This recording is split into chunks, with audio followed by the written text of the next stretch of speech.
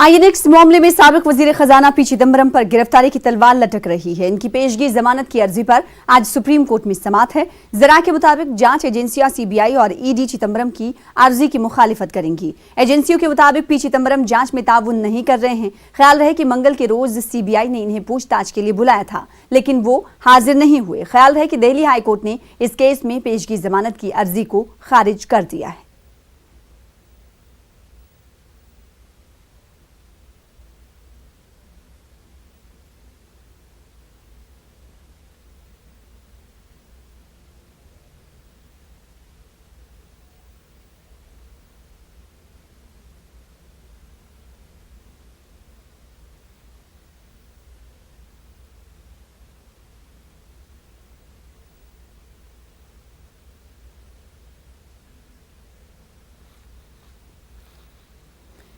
INX media case क्या है, ये भी आपको ग्राफिक्स के जरिए बताएंगे। INX media private limited Mauritius की एक कंपनी है। 2008 में 305 करोड़ की गैर मुल्की सरमायाकारी की मंजूरी दी गई है। चिदंबरम की अर्जी पर सुप्रीम कोर्ट में समाअत भी है। आज वजारत खजाना की फाइनेंशियल इंटेलिजेंस यूनिट ने यह मंजूरी दी थी। पीटर और इंद्रानी मुखर्जी आईएनएक्स मीडिया के मालिक थे। उस वक्त वजीर खजाना पी चिदंबरम थे। चिदंबरम पर जाब्ते की खिलाफ वर्जी का इल्जाम है। आईएनएक्स को मुल्क में गैर कानूनी तौर पर सरमायाकारी करने की इजाजत देने का भी इल्जाम है। 2010 में आईटी ने इस मामले को ईडी के हवाले कर दिया था। ईडी को कार्ति चिदंबरम के सीए के कंप्यूटर में कंपनी के दस्तावेजात मिले थे। अनिल हमारे साथ, हमारे नुमाइंदे जुड़ रहे हैं मजीद तफसीलात के साथ। अनिल, गिरफ्तारी की तलवार लटक रही है लगातार चिदंबरम पर और चिदंबरम हाजिर नहीं हो रहे हैं। क्या है पूरा मामला? ग्राफिक्स के जरिए अपने नाजरीन को बता रहे थे और आज इस हवाले से सुप्रीम कोर्ट में सुनवाई भी होने वाली है।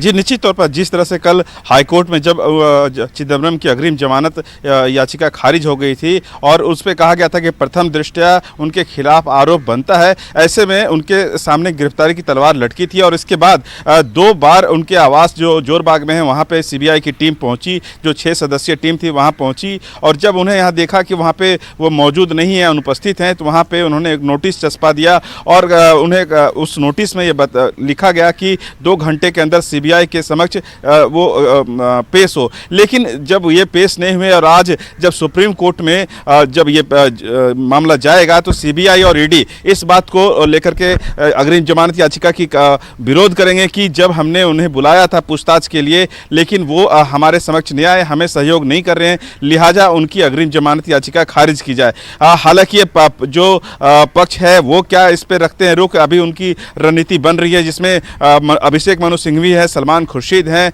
कपिल सिब्बल हैं, इन तमाम ऐसे जो वकील हैं वो इसकी रणनीति बना रहे कि कैसे आखिर अग्रिम जमानत के लिए किस तरह से अपना ग्राउंड ले सकते हैं, किस तरह से ग्राउंड पेश किया जा सकता है। इसको लेकर के आपस में उनका मंथन चल रहा है। लेकिन आज जब सुप्रीम कोर्ट में सुनवाई होगी तो सबकी नजरें होगी, क्योंकि जो आईएनएक्स मीडिया मामला है, रिश्वत कांड मामला, उसमें चिदंबरम को आरोपी ठहराया है ईडी और सीबीआई ने। जी उधर अगर अनिल अगर बात करें सीबीआई और ईडी की, सीबीआई के ताल्लुक से कहा जा रहा है कि कल से चिदंबरम के घर पर रिहाइशगाह पर डटी हुई है, लेकिन वहां पर चिदंबरम के होने का कुछ पता नहीं चल पाया है। इस हवाले से क्या कुछ तफसीलात? क्या अभी भी सीबीआई उनके मकान के बाहर मौजूद है, डेरा डाले हुए है?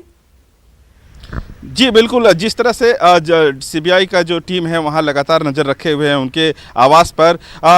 ऐसे में चिदंबरम की ये कोशिश है कि आखिर कैसे वो जो गिरफ्तारी से बच सकते हैं। वो भूमिगत हो गए हैं, निश्चित तौर पर इसे भूमिगत शब्द का इस्तेमाल किया जा सकता है। और दूसरी तरफ अगर देखें, अगर वो गिरफ्तार होते हैं, सीबीआई उन्हें गिरफ्तार कर लेती है, तो उन्हें फिर जमानत याचिका जो है वो दाखिल करना होगा। तो ऐसे में वो थोड़ी मुश्किल होगी, तो शायद इसीलिए वो कोशिश कर रहे होंगे कि अग्रिम जमानत वो ले लिया जाए ताकि गिरफ्तारी से बचा जा सके। लेकिन जब तक सुप्रीम कोर्ट में सुनवाई नहीं होती है, जो बहस नहीं होती है और जज का फैसला नहीं आता है, तो ऐसे में अभी कुछ भी कहना मुश्किल होगा। लेकिन सीबीआई की जो टीम है लगातार अपनी पैनी नजर रखे हुए है चिदंबरम के आवास पर, उनके बताइएगा जो अर्जी चिदंबरम ने सुप्रीम कोर्ट में दाखिल की है और उस अर्जी पर आज सुनवाई होने वाली है, समाअत होने वाली है। इस अर्जी में चिदंबरम की तरफ से क्या कुछ कहा गया है, क्या कुछ मांगे की गई हैं?